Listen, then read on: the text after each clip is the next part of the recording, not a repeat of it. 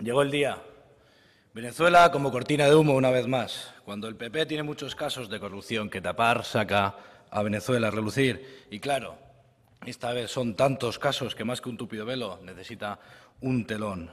Nuestro grupo decidió no presentar enmiendas a esta proposición no de ley, ya que considerábamos que era una propuesta que sigue la misma estrategia que las presentadas en Europa y en el Congreso, de hacer demagogia y sobre todo enredar y complicar en vez de ayudar a resolver las situaciones que se están dando en Venezuela. Además, hecha conciencia enrevesada para que prácticamente ninguno de los puntos pudiera ser apoyados.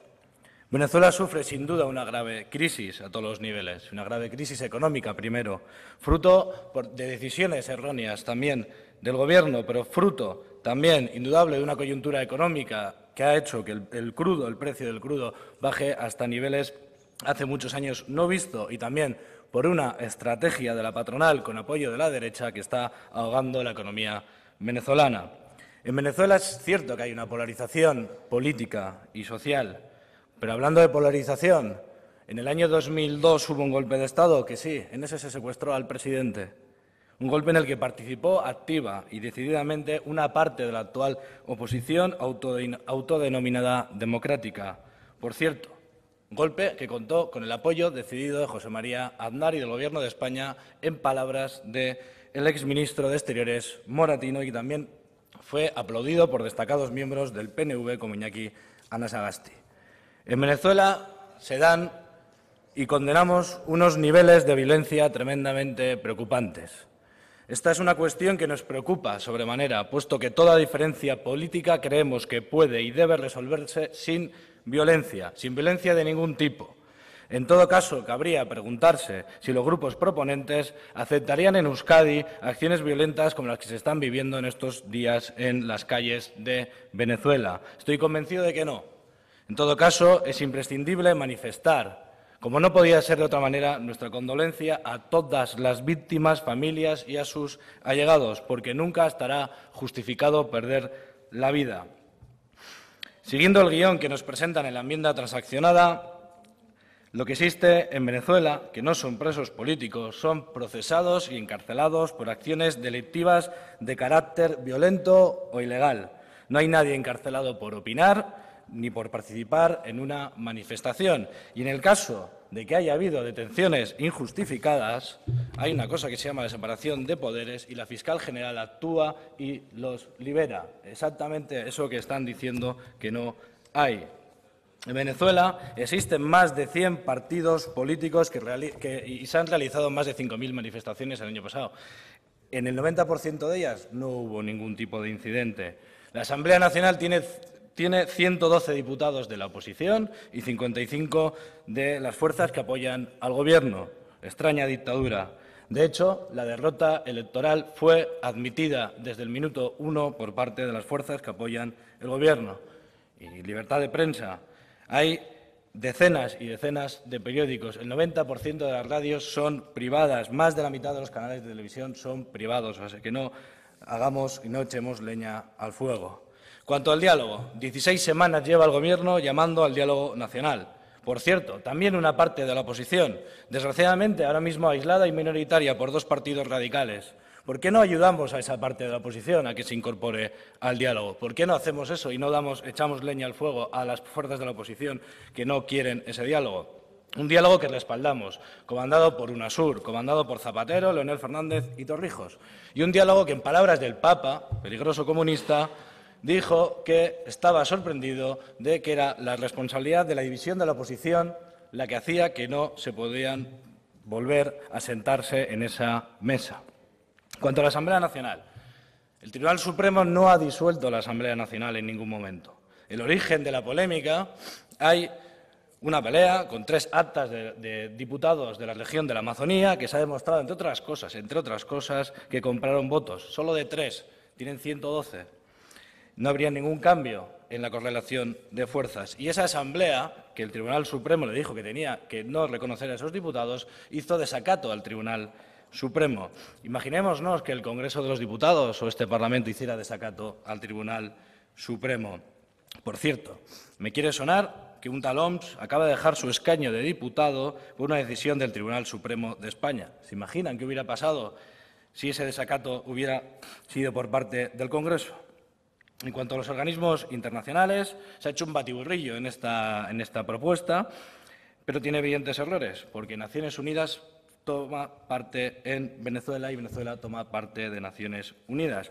Hay problemas, pero no hay crisis humanitaria. Y el declarar una crisis humanitaria, y no seamos ingenuos, en derecho internacional humanitario justifica intervenciones extranjeras. En Venezuela no hay una crisis humanitaria, hay muchísimos problemas de distinta índole, y eso nadie lo niega. Problemas económicos, sociales de distintos tipos. Pero Venezuela también aceptó el 97% de las recomendaciones del Consejo de Derechos Humanos que hizo de su último informe.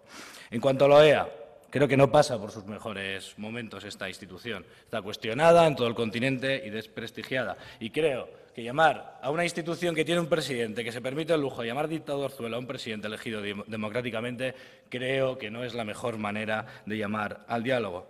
En cambio, y ahí estamos de acuerdo, llamar a la UNASUR y a la CELAC, porque ya no es tiempo de ministerios de colonias, y llamar a estas dos organizaciones de América Latina, han surgido estas organizaciones y tienen un papel protagónico. Yo creo que en eso estamos de acuerdo, en que tienen que liderar ese proceso de diálogo. Y la referencia a la Unión Europea. He leído posición común, sentido vértigo de lo que estaban intentando decir con estas palabras, porque este error ya fue cometido por la Unión Europea con Cuba. De nada ha servido esa posición común hacia Cuba comandada por Aznar. Les pido que no repitan ese error de posiciones comunes de la Unión Europea.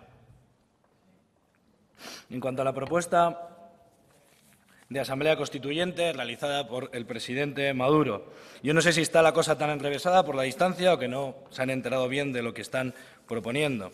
La oposición, desde el año 2013, aquí hay varias afirmaciones de diputados de la Mesa de Unidad Democrática, lleva desde 2013 pidiendo una Asamblea Constituyente. Esto se ha hecho en virtud del artículo 348 de la Constitución, votada por todos los venezolanos y que ahora también defiende la oposición. Durante muchos años lo estuvo combatiendo. Estoy convencido de que el Partido Popular, el Partido Socialista defenderán las constituciones votadas democráticamente.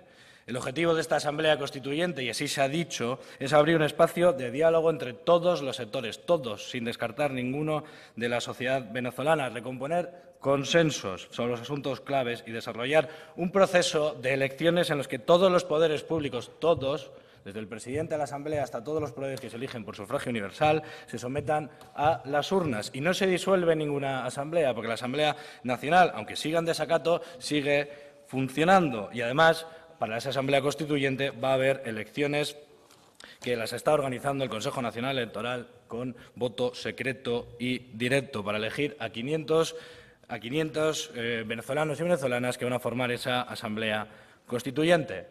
No me sorprende, desde luego, que el PP y el PNV apoyen a la oposición de derechas en Venezuela. Es legítimo que no comulguen con países como Venezuela, que ha decidido tomar sus riendas e intentar llevar a cabo una vía para asegurar la justicia social y la solidaridad al margen de la situación de crisis que está viviendo en este momento.